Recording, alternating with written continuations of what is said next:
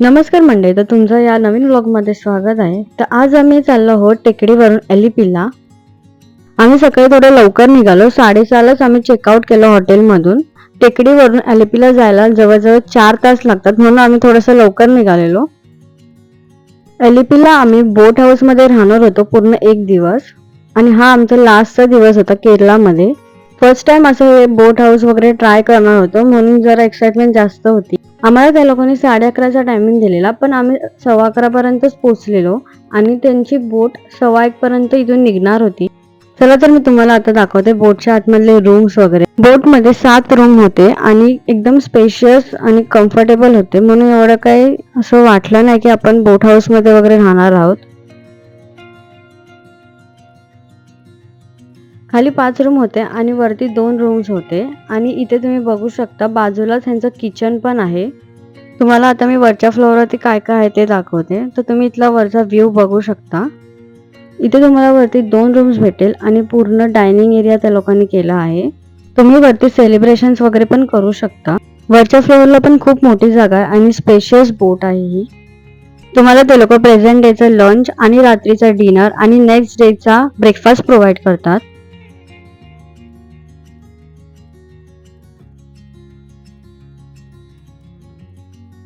Actually आम्ही tours through आलेलो, म्हणून त्याच्यामध्येच आम्हाला सगळं अवेलेबल होतं. जर तुम्ही ते इंडिव्हिज्युअली आलात तर तुम्ही ते येऊन इन्क्वायरी करू शकता. तुम्ही वरच्या फ्लोअरच्या बाल्कनी मधला व्ह्यू बघू शकता. खरंच खूप मस्त दिसतं इथून.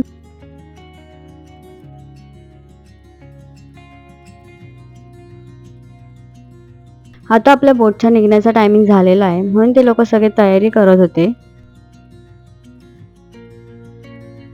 बरोबर 1:15ला या लोकांनी बोट स्टार्ट केली इथून. तुम्ही ते बघू शकता आजूबाजूला खूप सारे बोट्स आहेत आणि सर्वांचे वेगवेगळे टायमिंग्स आहेत इथे. आपण हाऊसबोटमध्ये दुपारी चेक इन करतो, म्हणून त्या लोकांनी फॅसिलिटी अशी पण ठेवलेली आहे की आपण AC वापरू शकतो, पण त्यासाठी आपल्याला 2,000 रुपये चार्जेस एक्स्ट्रा पे करावे लागतात.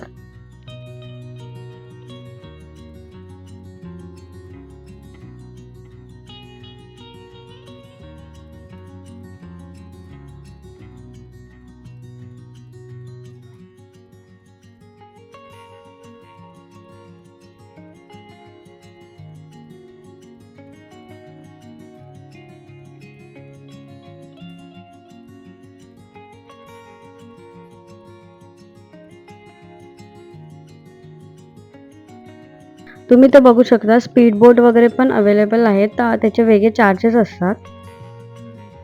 हा आमच्या रूम मधला व्ह्यू होता आणि खूप मस्त वाटत होता ते बघायला.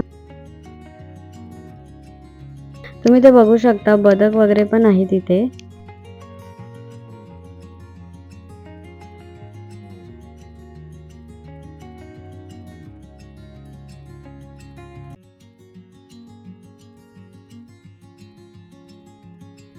चार ते 5 मध्ये आपल्याला ते लोक वेगळे राईड्स करायला टाइम देतात, म्हणजे की स्पीड बोट वगैरे किंवा एक विलेज सफारी ते सगळं. तुम्ही इथे स्पेशल वेगळी बोट पण घेऊ शकता राईड करण्यासाठी.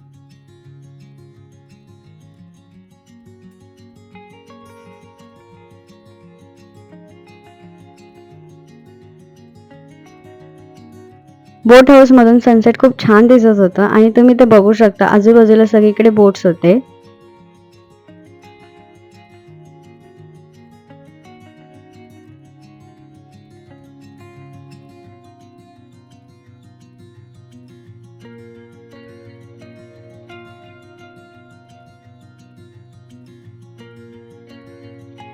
संध्याकाळी 7 ते 8 मध्ये त्या लोकांनी बोट थांबवलेली. स्पा वगैरे त्यांचे असे फॅसिलिटीज आहेत, ते आपण करू शकतो. इथे ते लोकांनी फ्रेश मच्छी घेतली रात्रीच्या डिनरसाठी. तर ते लोक आपल्याला आधीच विचारतात की आपल्याला डिनरमध्ये व्हेज खायचं आहे की नॉनव्हेज. माझ्याकडून ॲक्च्युली दुपारी लंच स्किप झालं, तर आता मी तुम्हाला रात्रीचा डिनर दाखवते. तुम्ही इथे बघू शकता रात्री त्या लोकांनी डिनरसाठी लाईट्स वगैरे पण सगळे लावलेले आणि इथे कॅन्डल लाईट डिनर वगैरे होतं. तुम्ही इथे बघू शकता रात्रीच्या जेवणासाठी काय काय डिशेस आहेत, आणि इथे व्हेज आणि नॉनव्हेज वेगळं वेगळं ठेवलेलं.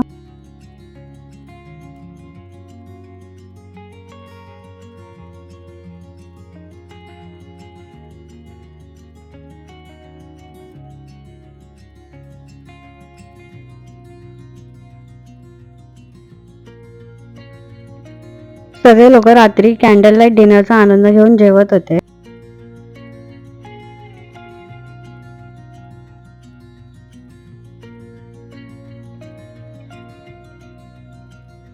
सकाळचा हा व्ह्यू आमच्या रूम मधला आहे, तर तुम्ही ते बघू शकता. खूप सारी मुलं राईड्स करतात बोटनी.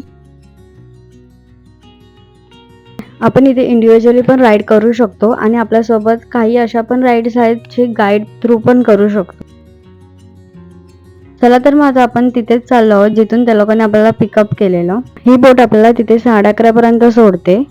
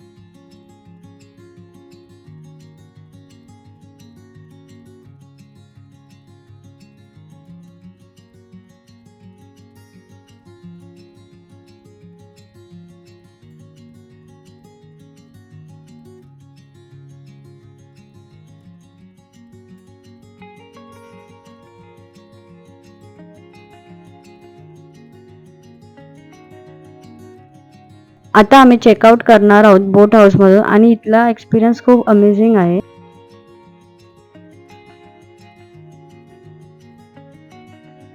आम्ही एलएपी वरून एर्नाकुलम स्टेशनला जात होतो, तर मध्येच आम्हाला एक नर्सरी भेटली भावना करून, तर तिथे आम्ही उतरलो. आम्हाला इथून केरळाची आठवण न्यायची होती म्हणून आम्ही 2 आंब्याची झाडं घेऊन गेलेलो.